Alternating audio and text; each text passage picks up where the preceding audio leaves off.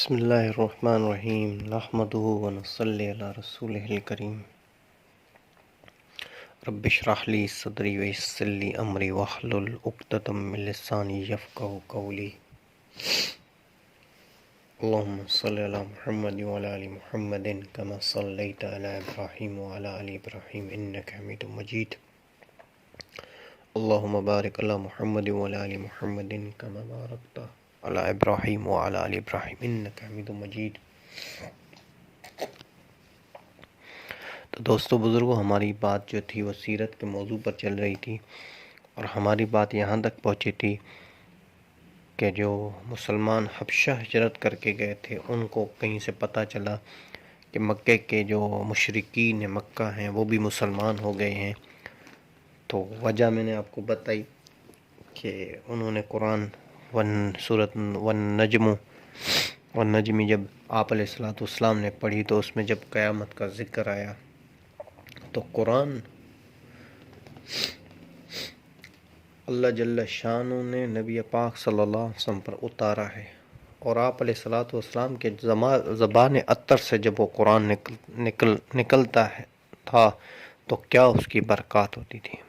تو وہ سن کے سارے وہ سجدے میں گر گئے۔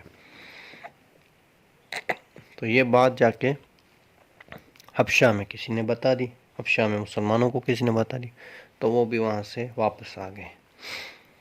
اور پھر کچھ لوگ وہاں سے واپس آئے، وہ کچھ لوگ تو مکے میں ہی ٹھہر گئے کہ بھئی اب ہم آئے ہیں، اب کہاں واپس جائیں، چلو تھوڑی دیر تکلیفیں ہم ان کے ساتھ ہی گزاریں۔ کچھ لوگ دیکھ کے پھر وہ واپس چلے گئے، وہاں سے ہی واپس چلے کہ بھئی یہاں تو ایسا وقت ہے ہی نہیں کہ یہاں تو وہی تکلیفیں ہیں، ہر بار میں تکلیف، ہر بار میں تکلیف، تو واپس چلے گئے۔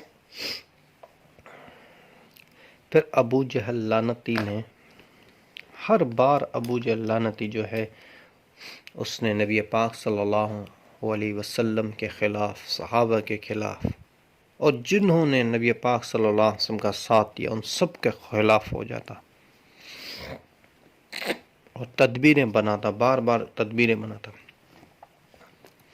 پھر سب کو جمع کیا، قریش کو جو اپنی قوم کے تھے ان کو سب کو جمع کیا، اور ان سے کہا کہ بھئی ہم محمد صلی اللہ علیہ وسلم سے بائیکاٹ کرتے ہیں اور صحابہ سے بائیکاٹ کرتے ہیں، کوئی ان سے شادی نہ کرے، کوئی ان کو کچھ دے نہ، کوئی ان سے کچھ لے نہ، بنو عبد المطلب والوں سے۔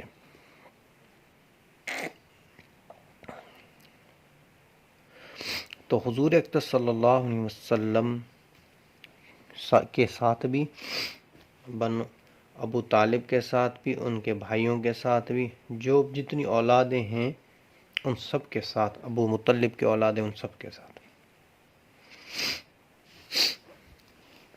تو پھر ابو طالب کو بھی بڑا غصہ آیا اس بات پہ۔ ابو طالب نے بھی مشورہ کیا، بنو ہاشم، بنو عبد المناف اور بنو مطلب والوں کو سب کو جمع کیا۔ اس نے کہا کہ تم لوگ کیا کرتے ہو؟ سب نے کہا کہ ہم تو ساتھ دیں گے، حتیٰ کہ یہ بھی بات تھی کہ وہ مسلمان نہیں ہوئے تھے، اللہ کے نبی کو نبی نہیں مانتے تھے، پر قبیلے کے لیے سب نے آپ علیہ السلام کا ساتھ دیا۔ انہوں نے کہا ٹھیک ہے، ہم اس حال میں گزر جائے گی ہمارے پاس۔ اور وہ بائیکاٹ بھی ایسا تھا، مقعاتہ جو تھا وہ ایسا تھا کہ ہر چیز ان سے دور کی جائے، ان کے کسی آدمی کو کوئی چیز نہ دی جائے نہ لی جائے، ان کی کسی چیز میں مدد نہ کی جائے، ان سے ملنا نہ، ان سے شادی بیاہ وغیرہ سب، کوئی بھی چیز نہیں۔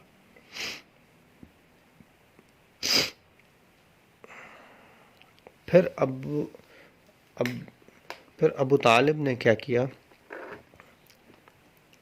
کہ انہوں نے کہا کہ بھئی اب یہاں پہ مکے میں رہنا تو بڑا مشکل ہو گیا ہے، تو ہم مکے سے باہر چل کے کہیں گزارتے ہیں، ایک وادی ہے وہاں پہ چل کے ہم گزارتے ہیں۔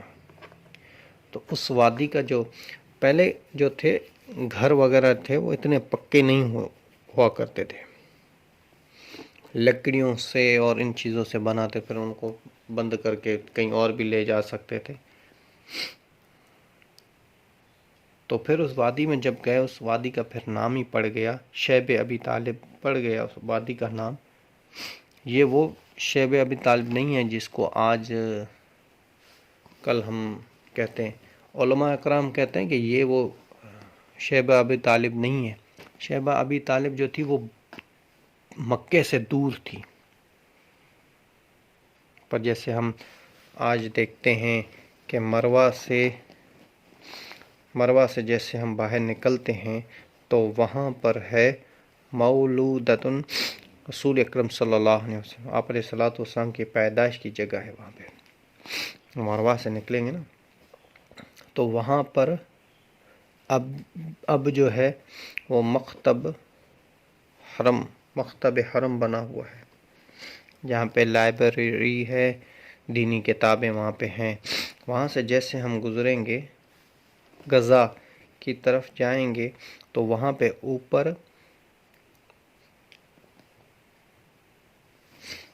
اوپر جائیں گے، ادھر ہے، وہاں پہ اوپر جائیں گے اس کے تو وہاں پہ دیکھیں گے، وہاں پہ شیب ابی طالب ہے، اس کے سائیڈ میں جو ہے شیب عامر ہے، پھر اس کے آگے تھوڑا سا چلیں گے، پھر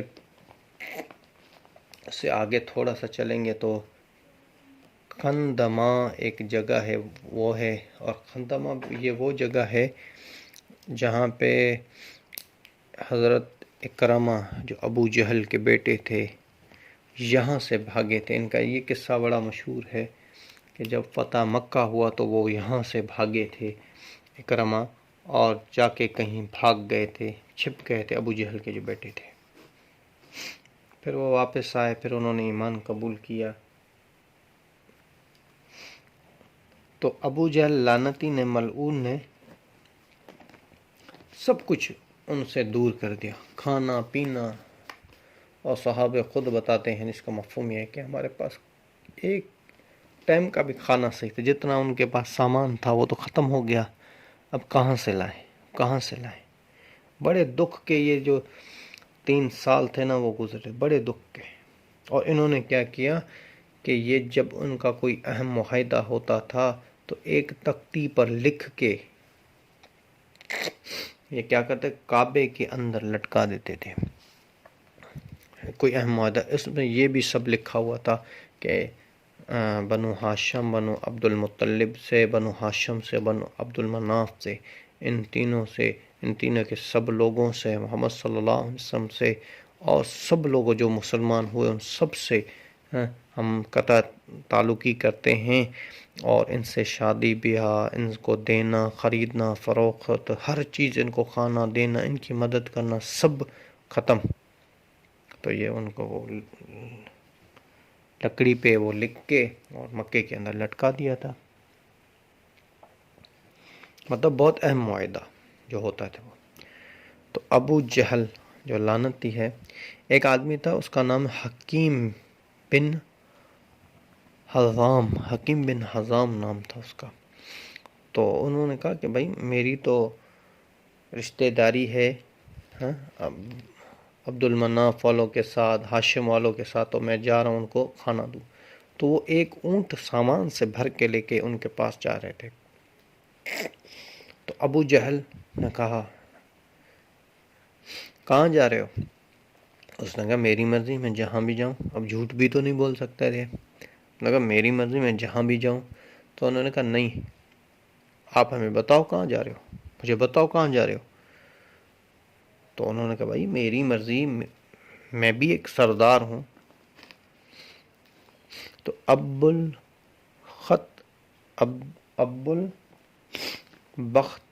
البختری ایک وہ بھی سردار تھا۔ اس نے کہا کیا ہوا ابو جہل، کیا کر رہے ہو؟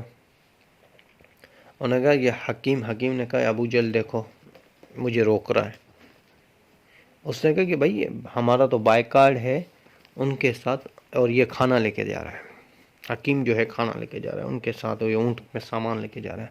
اس نے کہا اے ابو جہل تمہیں پتہ نہیں ہے کہ حکیم کون ہے؟ حکیم بن حزام کون ہے؟ حکیم بن حزام بھی سردار ہے، ابو البختری بھی ایک سردار تھے۔ انہوں نے کہا ابو جہل تمہیں پتہ ہے، اب کیا تم ہر سردار کا اس کو چھوڑو گے، ہر سردار کو پکڑو گے، ہر سردار کو اپنی مرضی سے چلاؤ گے؟ ایسا تو نہیں ہو سکتا نا۔ ابو جہل کو کیا کیا؟ ابو جہل نہیں، میں جانے نہیں دوں گا، ابو جہل نے کہا، وہ میرے دشمن ہیں، یہ ہیں وہ ہمارے دشمن ہیں۔ تو اب